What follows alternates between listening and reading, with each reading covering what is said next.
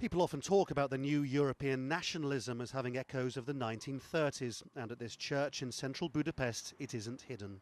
In the entrance, a bust of Miklos Horthy, Hungary's leader who allied himself to the Germans in World War II.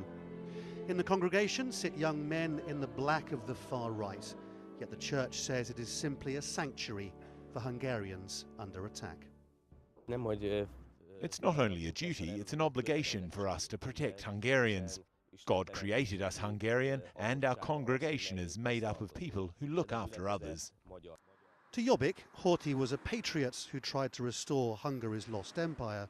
Evidently they see Vladimir Putin in much the same way. We have an interest in seeing a growing Russia that has in a very interesting way defended its own interests, and which has basically created some counterweight to the West. Jobbik deny allegations of being funded by Moscow, but they do admit to having a relationship.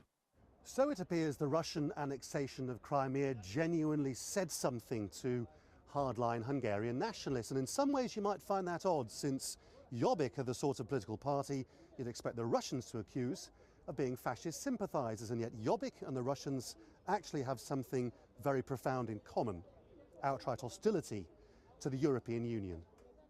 And it isn't only happening here. In recent days, hardline anti-European Union figures like Marine Le Pen of the French National Front and Marianne Kotleba of Our Slovakia have said they too support Russia over Crimea. So the Ukraine crisis has caused a new phenomenon, a joint enterprise of Russian and European hardline nationalism. Putin government, they want to destruct, or if it's possible, to make weaker the European Union. And Jobbik, that's the Hungarian party, which want to get out from the European Union. They say that for Hungary it's a tragedy. There are more echoes of the 1930s in Budapest too, with the desecration of Jewish graves, accusations of a global Zionist conspiracy against Hungary and Russia.